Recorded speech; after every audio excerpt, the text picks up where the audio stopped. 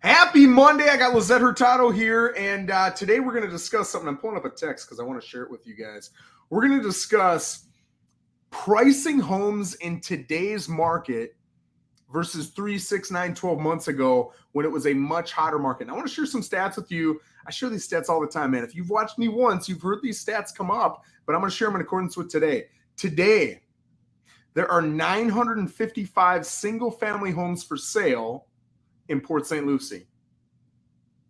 Literally 107 days ago, so roughly 3.5 months ago, instead of 955, there were 365.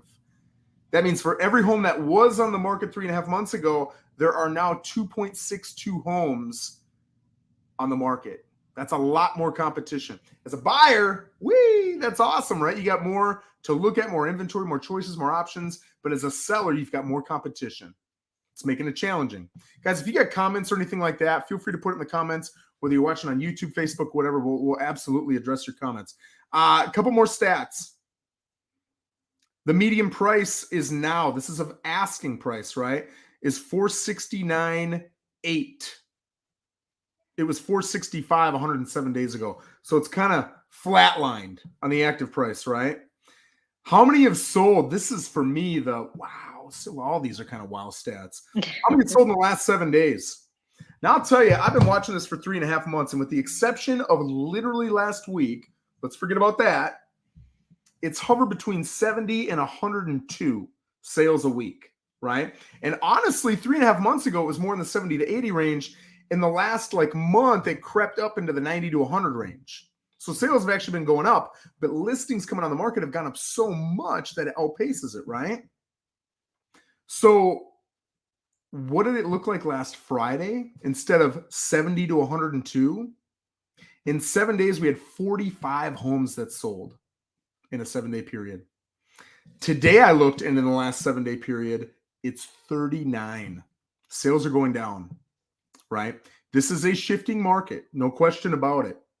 And right now, if I take that 39 days as the average, well, that literally is how many homes have sold in the last 7 days, and I take the daily average and I divide that into the 955 that we've got available right now, we're 9 days short of 6 months of inventory. That is the high end of a neutral market creeping into a buyer's market. Now, this might be a fluke. It's only been 2 days where I've seen 39 sales and 45 sales over a 7-day period. We're going to keep an eye on that. But man, is that interesting. So Lissette, the question today is, I'm a seller. You're meeting with me. What did the conversation with pricing look like maybe 6, 12 months ago when I met with you? And what does it look like today? I think there's a big difference in what we saw 3, 6 months ago to what it is today. And I think it's really important for sellers to have that in mind if they're putting their property on the market. It's really important to understand the amount of demand that you have in your area, the buyer pool, so you price your property correctly. You don't want to be on the high end anymore. You want to be at market value and even maybe slightly above if you're in a hurry, if you really need to get out of that property, if you're relocating for work. You want to be competitive in today's market. Don't expect all the appraisal differentials or maybe all the contingencies that buyers were waiving before. You might see buyers asking for a little bit more just because that market is shifting and we have so much more inventory in the market. So pricing is something that would definitely keep an eye on, talk to your agent, and it's so important to price it correctly, not high in today's market. Yeah, and I'll tell you, I'm seeing the same thing. I don't want to compare this market to 08, 09 because it's completely different, right? You had a lot of adjustable rate mortgages then. You had a lot of people coming in with 100% financing or 97% financing.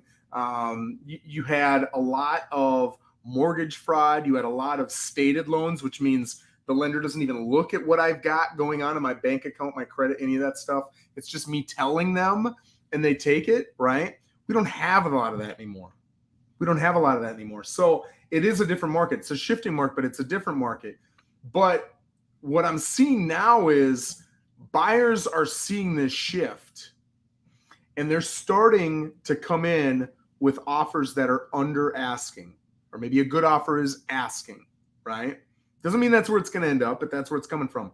And the negotiations are getting a little more challenging. Before, there really wasn't a negotiation, right? You bring the top 3 in and you'd say, hey, listen, here's where you need to be if you want to win. Who's going to do it first? And it was a race from the buyers to see who would get it going, right? It was easy.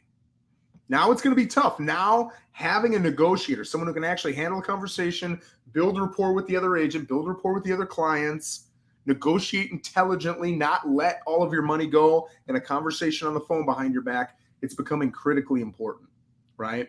And like you said, Lissette, you used to be able to look at, there's always a window, right? I can justify this price to this price. Where do you want to go? And, 6 months ago, I want to go 10, 20 grand higher than that high-end price. Okay, well, you might actually sell for that. And if not, you'll still get an offer at market, right? Worst case scenario, you were getting offers. Now that's not happening. Now we're seeing that you need to be at market at best. Like you said, if you're motivated, you might even need to come a little bit under. If you're at a point where it's like, hey, if I get it, great. If I don't, whatever. That's okay. But realize you're probably not going to get it 20, 30%. I'm sorry. You might sell 20, 30% of the time. You won't get it 70, 80% of the time. You need to be strong on your pricing. So really what I'll do when I go into a listing presentation now, let's just say the numbers are 550 to 575. Hey, I can justify 550 to 575 based on all these comps. It sounds like you're pretty motivated. If I understand your motivation correctly, I would probably list it at 550. If you get 2 or more interested parties, you could build that up and maybe get 560, 570, something like that. But if you go 575, or a lot of people want to go higher, good luck, because you've got increasing inventory coming on right now. So you've got to be aggressive, whether that's fortunate or unfortunate. So let me ask you, Lissette, what are you doing different in this market, or what are you doing, period, that other realtors aren't doing to market the property, setting you apart from other realtors? I mean, we have to be aggressive in today's market. So we're going out there, we're making the phone calls, we're calling the neighborhoods, we are door knocking, we are doing open houses multiple days. We're offering incentives. I'm supplying my buyers. If you're interested in one of my listings, you're going to have a pre-listing inspection already completed for you. Yep. That's awesome. That's not only money that you're saving out of your pocket, but you know what you're coming into when you put an offer on a property, and you could possibly waive that whole inspection period if you want to. You could do your own inspection if you want, but you already know what's wrong with the property, if there is anything wrong with the property. So just being aggressive and really trying to work as hard as we can, both for our sellers and our buyers. I love all that. And I'll tell you some other things that I've been doing is, when I list a property, I'm calling the closest 200-300 people, and I'm just saying, hey, I know you're already in the community, but a lot of times the buyer we end up seeing purchase the home is a sister, it's a mother, it's a best friend. I just want to let you know I got this property listed down here, right? We're having more opens. I'm seeing every agent on Facebook that I'm friends with now. Saturdays and Sundays, you go to Facebook, it's just open house after open house, which is great. It's great to see agents working. That's awesome. Some other things that we're doing. If you're an agent, you're listing, man, I would highly suggest this. Get out there and do some Facebook funnel ads. You're going to get a lot of people who are doing the same thing I was just talking about, right? They're checking out what's going on the weekends, and all of a sudden you get an ad. And if you're interested, you'll click on it, and boom, now you can go in and search. As the agent, I can see what you're searching, and I can place that listing in front of you. And now I've got better chances of getting you in that house to take a peek at it, right? Another thing we're doing is Google pay-per-click ads. We're doing those so that if you're out of the area, even in the area, but a lot of these people are out of the area, and you search Port St. Lucie Realtor, Port St. Lucie Homes, St. Lucie County Housing, anything like that, we're going to pop up and boom, there's your listing right in front of them. That's the goal, right? We're paying money to get your listing in front of more buyers. So we're doing a lot of things, and we're doing them aggressively to get the most amount of exposure for our clients. You and I were talking, Lissette, some of the biggest things are the simple things, the basic things. They're the most important things. Just the photos. How often do you see photos on listings, especially with this mentality of anything will sell, where the photos are not professional? How often are you seeing that? It hurts. It hurts when I see that, because you know what? I that's part of one of my duties as a listing agent, is to present the property in the best possible way I can. And the first step you take is get a professional photographer. Get, if you can, drone photos. Yep. Show the location of the property. This is your one shot to present that property in its best light. And when a buyer is looking through that photo and another photo of another property that's just like it, and these photos are better, where do you think they're going to schedule that showing? They're not even going to look at this property. Yeah, 100%. And I always get into the mentality of the buyer, even myself, right? If I'm going through looking at homes, you're going to some site, Zillow, Trulia, Redfin, Realtor, whatever it is, and you're punching in your criteria, right? Here's your price, your bedrooms, your bathrooms, whatever it is. And then you're going to get a list of 77 homes. Well, now it's going to be 277 homes. And you're not going to look at the intricate details of all 277.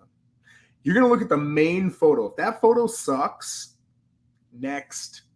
It could be the best house at the best price. It's a steal. And if the first photo is not a great photo, next. I just talked to a guy the other day, and we're talking about getting his home on the market right now. And he's on the river. He's got a beautiful riverfront property, and he's currently listed with another agent. The first photo on that listing is a close-up of it's a condo.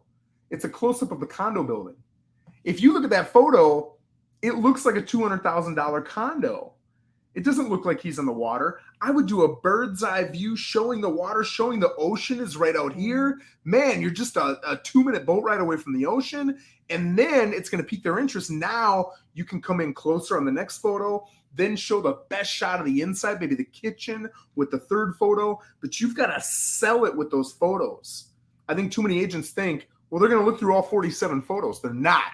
They're looking at the first one, and if that one doesn't sell it, they're skipping. They're not looking at it. They don't care what the price is. They don't care if it's a good deal. They don't care if you've got 4 bedrooms instead of 3. It doesn't matter. You've got to have professional photos, right? So, guys, if you want professional photos, Lissette and I will do them all day long. If you want to stick with your realtor, make them do professional photos. They owe it to you, right? What about the verbiage, Lissette? Talk to me about some of the verbiage that you see with some realtors versus a professional realtor using professional copy. Well, the thing is, a lot of times we see these descriptions and it's a 4-bedroom, 2-bath. Well, obviously it's a 4-bedroom, 2-bath. It says that right in the front. Yeah. You want to have the feeling what it is to feel in this property. What does it feel when you walk in through the front door and you look at the kitchen, the open concept? Is there a pool in the back? What kind of lifestyle does that come with? How does it feel to go out there and have your coffee outside by the pool in the morning? You want to feel that. And that's what you want your buyers to be attracted to and be able to grab them. Telling them it's a 4-bedroom, 2-bath home built in 2016. Well, all that information is there anyways. So that's not really helping your sellers any. 100%. 100%. I can't tell you, it's 6 months ago, how many public remarks you'd see, and it's blank. There's nothing in there, right? Now, if that's what that agent was doing, imagine what that agent's doing now that you can't see, right? So, guys, agents, you've got to do a great job both when you're being watched and when you're not being watched. You always have to work hard and push through your data too right now. And this is on sellers. Hopefully your agent's doing a great job. But if they're not, it's your responsibility too as a seller. Like, why wouldn't you want it to be a responsibility? Go in and look at that listing. Are the bedrooms correct? Is the square footage correct? Is your lot size correct? If it's not, tell your realtor right now, I want this fixed today, please. And they should be able to get in there. It's not tough to fix any of this stuff, right? They should keep in communication with you, be working on this stuff. It's not a big deal at all. But if you've got a 4-bed and I will only buy a 4-bed and your realtor accidentally punched in 3, I'm not going to see you in my search. You could be the best home at the best price with the best photos. You're not even popping up in my search. So I'm not even seeing you because the data is incorrect, right? So any last nuggets that you'd share with these guys when it comes to pricing in this current shifting market, Lissette? It's really, really important to understand the market that we are in right now and get that pricing right. You want to understand that the properties that sold 3 months ago may not be the best comps. You want to use something even more recent because that's going to reflect today's market conditions. Yeah. And that may be $10,000, $20,000 less than what you thought you were going to sell your property for. So just understand that and understand that with that pricing, you are either going to include buyers or exclude buyers. Yeah. And every time you price it at a price point that's not correct, that's more days that's going to have that property on the market and more it's going to cost you in the end. 100%. Great point. Yep, we're getting back to the basics, guys. This is good for hardworking realtors. You're going to love this market. If you were having a challenge in the last market, you're probably going to have a tough time in this market, right? And if you're a seller wishing and a praying and a hoping and putting your price really high, it might be challenging for you too. I know being realistic sucks. It does because we want those big bucks. I get it. But what really sucks is getting nothing, not achieving your goals, not getting your property sold, and not getting on to whatever the next step is. So sometimes a dose of realism is really important. Lissette, I appreciate you. We'll see you next time.